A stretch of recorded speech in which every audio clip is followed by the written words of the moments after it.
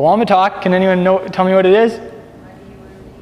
Why does Izzy wear a kippah? That's correct. And actually the funny thing is Linda had sent me a link to a video this week of a Karaite Jew named Nehemiah Gordon. And of course Karaite Jews are they're like the Jewish version of Protestants almost in Christianity. Sola scriptura. We're just going to cast aside all the traditions of men and just go by the book. So Karaite Jews will typically not do a lot of the things done in Orthodox Judaism or Rabbinic Judaism. They don't wash their hands before they eat. Maybe some of them do. If they know it's healthy for them, they do, but they don't say the blessing. They don't wear kippahs. They don't pray a lot of the traditional Jewish prayers. It's more typical for a Karaite Jew to just come to synagogue on Shabbat and just get down on his face and pray the Psalms.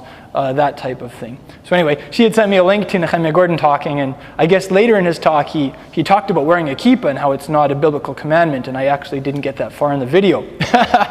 But strangely enough, I'm talking about that today. I think we all know that there's a difference between traditions and scriptural commandments.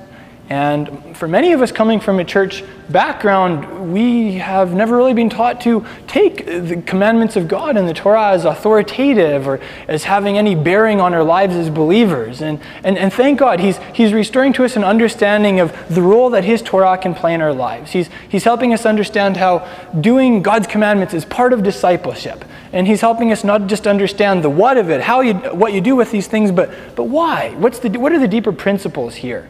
What is the ancient wisdom behind some of these mitzvot that at first glance seem a little, I don't know, maybe funny to the, quote, modern mind or a little socially irrelevant or whatever. So that's a great thing. Now, in the process of returning to the written word and the authority of God's Torah, we also encounter the Jewish tradition, the way that these commandments have been handled traditionally, and in the process, we also discover in Judaism a lot of extra stuff that isn't actually recorded in the scriptures. One of those is wearing a kippah. And usually, Colin, could I demonstrate something with you? Do you want to come up here for a second? What is it? Okay, well, sometimes you can trust me, Colin. Okay, well, sometimes I like to jokingly ask people why they should wear a kippah. And they say, why? And I say, to keep up from getting a noogie. Because if someone is wearing a holy kippah, then of course you wouldn't dare to give them a noogie, because you might knock off their holy kippah. So a kippah is to keep from getting a noogie. So. Is that why the Catholic friars used to shave? They were having a permanent kippah? Maybe. Yeah, then you can never get a noogie if you have all your hair shaved off. They all had those bald spots back in the day. Yeah, well, I think it's a compliment to Judaism that a lot of the Catholic clerics wear kippahs. They're just copying their Jewish brethren. No. And even in my school, we had to wear them. Oh, really? In your school? My school. Was it a Jewish school that you went to? It was a Catholic school. Oh, a Catholic school. Okay. Fascinating. So I'll give you just a little historical overview here, just for fun. But I'll say first off that no, wearing a kippah is not a mitzvah in the Torah. It's a Jewish tradition. And that's why you'll never hear me suggesting or encouraging people to wear them. I think the first time we encounter the concept of somebody covering their heads is actually in the book of Leviticus. It talks about how Aaron and his sons are to wear a turban when they enter into the holy place to minister. So if we were to follow that practice, maybe under the reasoning that, well, we're not part of the Aaronic priesthood, but we are part of the Melchizedekian priesthood. So all the men should wear turbans. So, but we're not going to go with that. It would be kind of fun maybe if we all wore turbans, but I don't think it would be very seeker sensitive. I think we'd scare a lot of people. So we're not banning turbans, right? If you want to play with that sometimes. Anyway, so it does say that so the priesthood, they would cover their heads when they went into the holy presence of God to minister to Him, and as time elapsed, the temple was destroyed. And the Jewish people were exiled. And in the Second Temple era, directly before that, though, it was Jewish tradition amongst the very pious to wear a hat when they went outside. There's one sage that was said of him that he never left his home and went 4 paces without wearing a hat or something on his head. So, even in the Second Temple or in Yeshua's time, there was this tradition of wearing a hat or something on your head when you go outside, just to somehow to symbolize reverence for God and acknowledging that you have a superior, somebody above you. Again, that's not based on a commandment, is it? That was simply a tradition, and it wasn't a widespread tradition. Sometime along the way, Jewish people got in the habit of wearing kippot, which is the plural of kippah. Some people would say it actually became popular as late as the 16 or 1700s. There's a variety of reasons cited for why Jewish people wear kippahs. Some of them would say, well, it's kind of like just a reminder that he's above you and that you are subject to a higher authority. The Yiddish term for a kippah would kind of communicate that concept. It's called does anyone know what it's called in Yiddish? A yarmulke, that's correct. That's like the fear of the king or awe of the king is what it literally means. So there's that concept. I've also heard the idea that Jewish people began wearing kippahs just to be in disagreement with and in contradistinction to Paul. Because Paul wrote in Corinthians that it's a shame for a man to wear something on his head when he prays. Now, of course, there's the whole question of what is Paul talking about. The way I see it, though, Paul never contradicted the Torah. His writings were always in harmony with the previous revelation of Scripture. So if it says that the priests were to wear something on their heads when they were ministering in the holy place, then I assume that that wasn't a disgrace to the priests. Therefore, that can't be what Paul was talking about. So we'll just leave that question at that. When I first connected with the Hebraic roots of our faith and my Jewish heritage about 9 years ago, I wore kippah all the time. I had a nice black-looking Orthodox kippah, and I would wear it all the time. And for me, it was like I really kind of embraced that traditional Jewish ideology regarding the kippah. Well, it's a sign of my awe of the king, that I am subject to a higher power.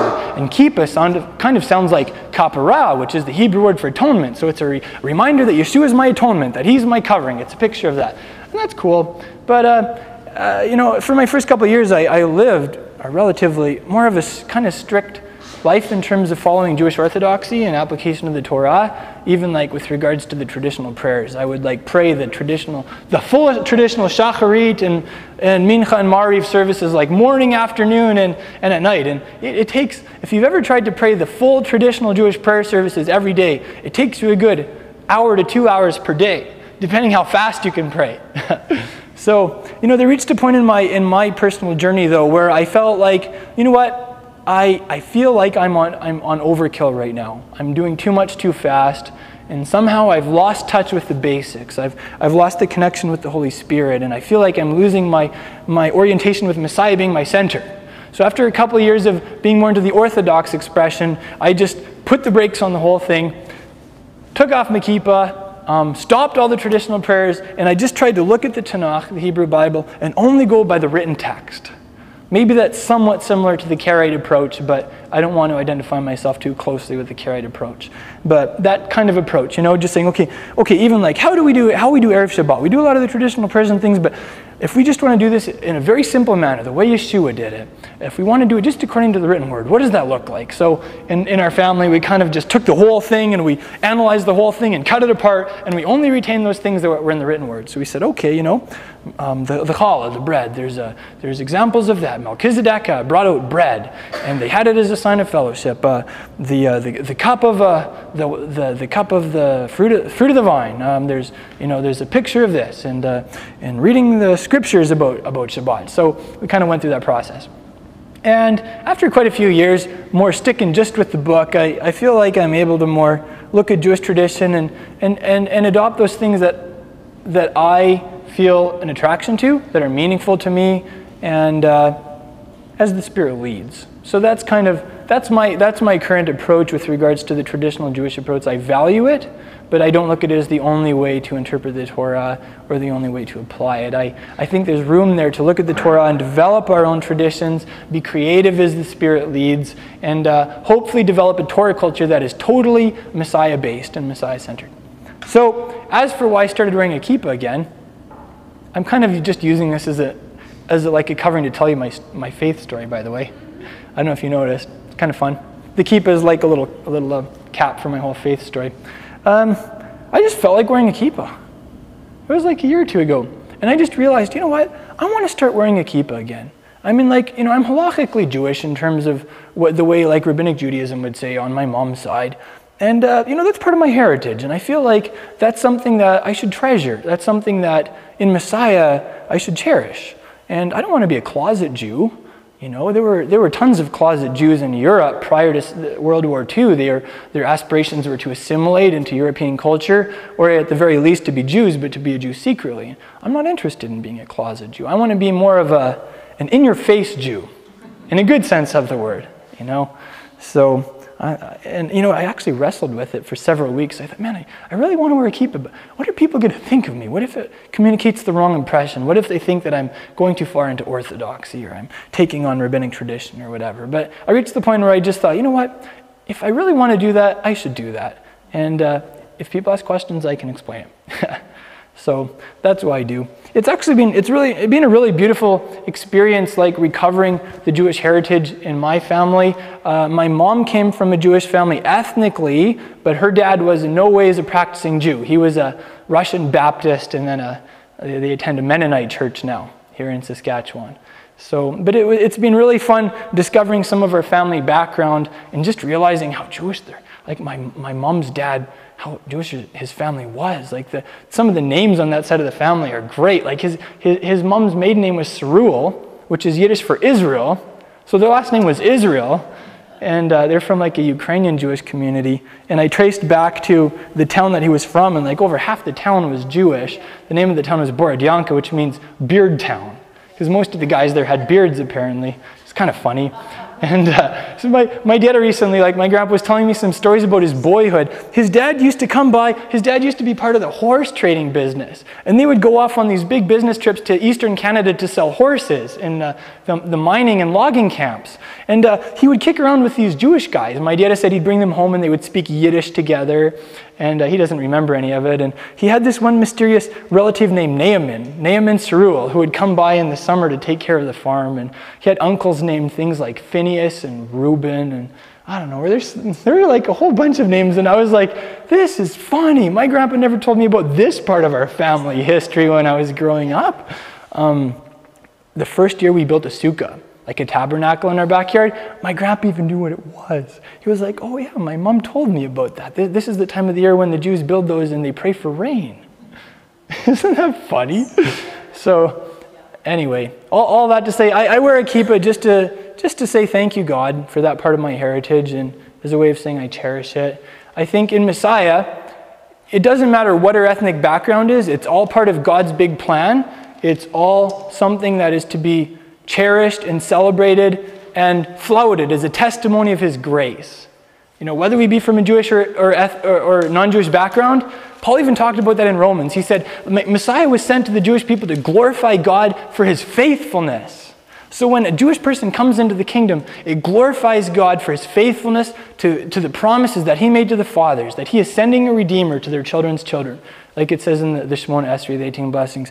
And then Paul went on in Romans 15 to say, for the Gentiles, Messiah was sent to glorify God for His mercy. Talk about mercy, hey? God sent His Son to the nations to bring them into the kingdom, to adopt them into the covenant, to give them full covenant status as heirs. Talk about mercy. Wow. So I just love that interplay there. Yeah. So that's why we're kippah. I did some more research this last year into what happened to my grandpa's Jewish family in the Ukraine, and most of them were killed in the Holocaust. The Nazis came through that area of Russia and rounded up over 30,000 of them. I think it was in 1940.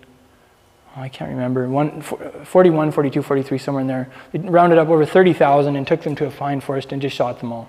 So that's what happened to most of my extended Jewish family in the Ukraine.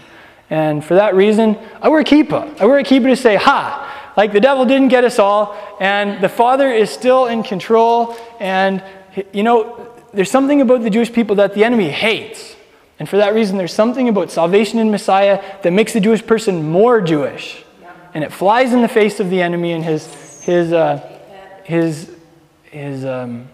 distaste of that. So anyway, that's the other personal reason that I do. I'll often put on my kippah and I'll just think about the Jewish people throughout history, how they've been persecuted, how I have extended family members who were killed in the Holocaust. And I feel like it helps me remember that we are in a long journey as the people of God, and that we do have a spiritual enemy, and that we're in the middle of quite fierce combat still, and the Messiah is coming, and we know whose side we're on.